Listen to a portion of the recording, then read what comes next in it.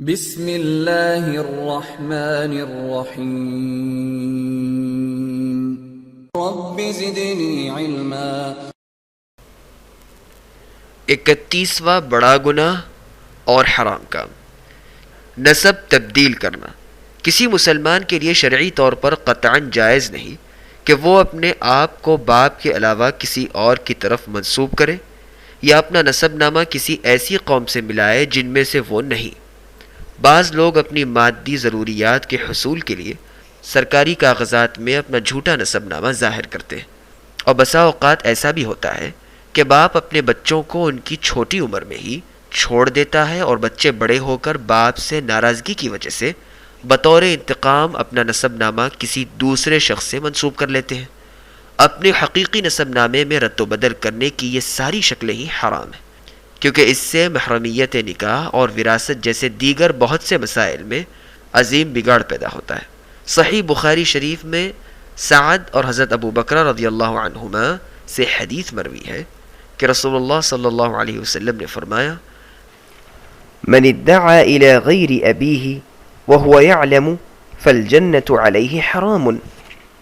صحیح بخاری بحوالہ فتح الباری جلد نمبر 8 صفحہ نمبر 45۔ جس نے جانتے بوجھتے اپنا نسب تبدیل کیا اس پر جنت حرام ہے۔ شریعت میں ہر وہ کام حرام ہے جس میں انسان کا نسب نامہ تبدیل کیا گیا ہو یا جھوٹ کی آمیزش کی گئی ہو۔ بعض لوگ اگر کسی معاملے میں اپنی بیوی سے جھگڑ پڑے تو اس پر بدکاری کا الزام لگا کر اپنے بچے سے دستبردار ہو جاتے ہیں، حالانکہ وہ بچہ اسی کے بستر پر اسی کی بیوی سے پیدا ہوا ہے۔ اور بسا اوقات بعض عورتیں بھی امانت میں خیانت کرتے ہوئے زنا سے حاملہ ہوتی ہیں اور اپنے خاوند کے نسب میں ایسے بچے کو شامل کر دیتی ہیں جو اس کا حقیقی بچہ نہیں ہوتا، جبکہ شریعت میں اس کے متعلق بہت سخت وعید آئی ہے۔ ابو ہریرہ رضی اللہ عنہ بیان کرتے ہیں کہ جب آیت ملاعنہ نازل ہوئی تو میں نے رسول اللہ صلی اللہ علیہ وسلم کو کہتے ہوئے سنا: ایما امرأة ادخلت على قوم من ليس منهم فليست من الله في شيء ولن يدخلها الله جنته،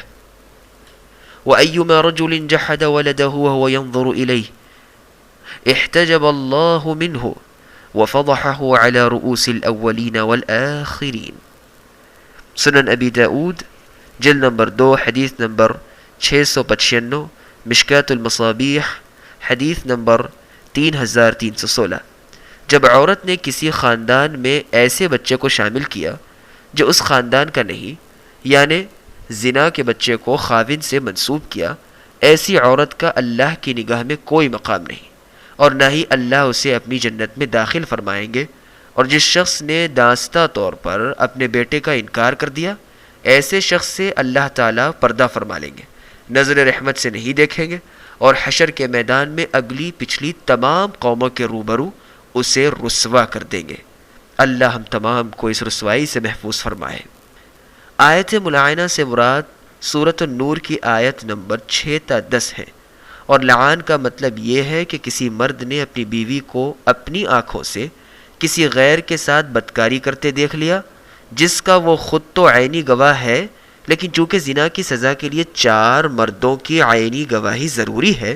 اس لیے جب تک وہ اپنے ساتھ مزید 3 عینی گواہ پیش نہ کرے